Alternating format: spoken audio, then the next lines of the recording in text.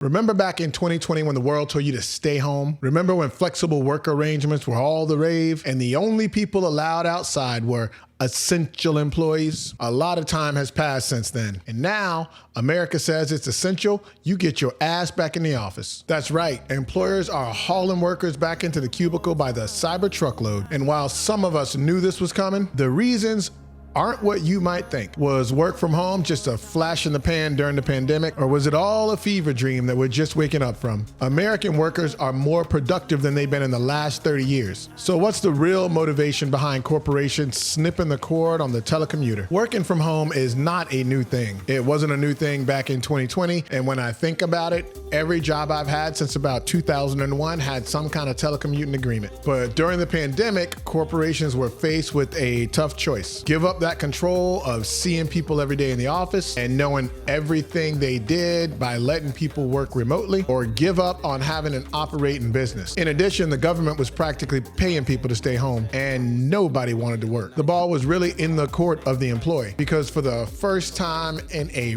really long time, there were more jobs than people that wanted to work them. So employees had all the bargaining power and flex they did. Wages jumped through the roof, flexibility skyrocketed, and a new era of the workforce was born. Now, a lot of people entered the workforce during this time, so it was all they'd ever known. But if you were like 30 years or older, you knew this wasn't gonna last. And it was only a matter of time before companies went right back to being Big Brother and tracking your time down to the second you swiped your badge at the door. So on some level, this get back to the office thing is not shocking at all. It's just what corporations do. But what is shocking is that during the whole work from home phase, costs for companies went down, profits went up, productivity for employees went up, and employee morale was at an all-time high. So why on earth would you make people come back to the office when the experiment known as work from home worked out so well? And it's really just a one-word answer: control. Companies like Starbucks, Microsoft, Amazon, Apple, the list goes on. They want their employees in their seats where they can see them. And for some reason, they don't care that the data shows remote work has been a success. What bugs them to their core is the fact that employees have been able to claim their life back. And how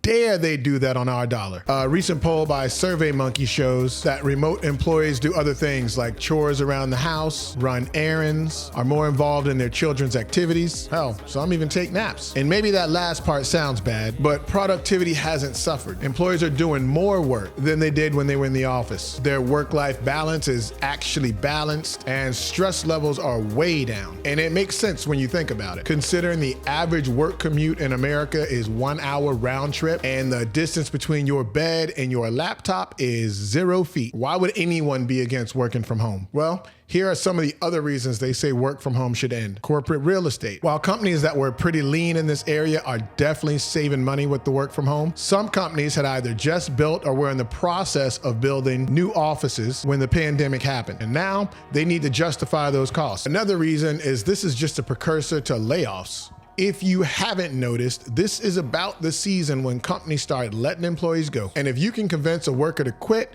then you don't have to worry about those pesky things like severance packages or just being a decent human being. Just tell all the people that had remote jobs that those jobs are no longer remote. Then wait and watch as people bow out themselves. But the big reason is still just control, and companies are willing to give up efficiency for it. Now, this is a bit of a tangent, but this is a perfect time to complain about the entire industry and how it values time over efficiency. You see, to me, it has never made sense to pay people for time versus the work they do. It is like you are encouraging people to not be productive and to be less efficient. I think in almost every job, it makes more sense to pay people for work done versus how long they're at a place. This is why rants suck, because I'm just ranting now. I mean, you could make an example of almost any type of job, right? The normal shift is 8 hours, and what you're saying is we believe everybody will do the same amount of work in 8 hours. Now, if I'm phenomenal at my job and I can do double the amount of work that the person next to me can do in 8 hours, how am I incentivized to do that? You're not gonna give me any more money. I'm still gonna work the same 8 hours. So literally what you're telling me to do is be as inefficient as humanly possible, just enough that I don't get fired. I am doing right above the bare minimum. Why would I do triple, double the amount of work somebody else can do for the exact same amount of money? It's stupid. Let's say I work in a factory and I build, I don't know, door handles. I don't know. It's probably something built by machines, but let's say I build door handles for cars, and the average employee makes 80 door handles in a day over an 8-hour shift, right? Then that's exactly what I'm going to do. Or maybe I'm going to do 79 door handles. Forget the fact that I could probably do 800 door handles in that same amount of time. I'm not going to do that because you're not paying me. You're not rewarding me for being efficient. You're rewarding me for working 8 hours like everybody else. Look, at the end of the day, it's really inefficient for employers to force you to work 8 hours. We should be at a point in society where we are rewarding efficiency.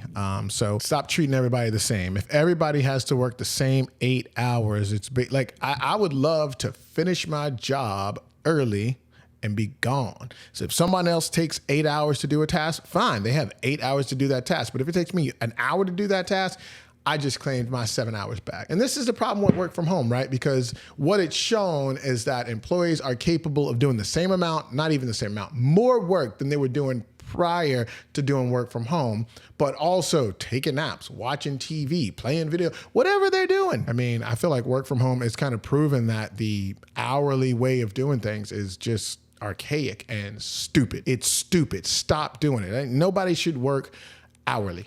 Doesn't even make sense. Nobody. I can't think of one job. Rant over. So how do employees feel about this push to make workers return to the office? For starters, not happy. Like I said, a lot of employees have only known this way of work. So this sounds about as foreign to them as telling a 30-year-old to go into the mine and look for coal. We are putting our great coal miners back to work. Shout out to all the coal workers. But there's also a double standard. Starbucks was one of the companies to end remote work really early on for its corporate employees, with the CEO just the other day saying, "My point of view is we should be together as much as possible," while he simultaneously runs the Seattle-based company out of his home in Newport Beach, California, or rides the private jet into the office when needed. Now, I'm not crazy enough to equate the role of a CEO with the average employee, and most CEOs are too busy expanding the global brand that they wouldn't be in the office anyway. But the point still stands. We should be valuing the work done, not where it's done from. The long-term implications of ending work from home are the perpetuation of this vicious cycle in the workforce, where companies are understaffed, employees are overworked, then companies are overstaffed, and they lay people off, and around we go. But the biggest problem is obviously employee satisfaction and well-being. Happy employees work harder, are okay with working longer hours, and do better work. There's no other way around it. And while this seems to be counterintuitive for employers, you want your employees happy. If that isn't enough reason, there's the loss of productivity and efficiency, which is huge, the increase in stress to the employees, the increase in real estate costs, the impact on mass transit systems, as well as environmental impacts due to all the cars required for people spending half their day commuting to work. So in short, say goodbye to all the progress that has been made over the last few years, because your bosses are more concerned with knowing everything you do every minute you're on the clock. I don't know. Do you think returning to the office makes sense? Are companies focusing on the wrong metrics? Let me know your thoughts in the comments and tell me how your work situation has changed. And I'll see everybody next time. Oh, don't forget to like, share, and subscribe.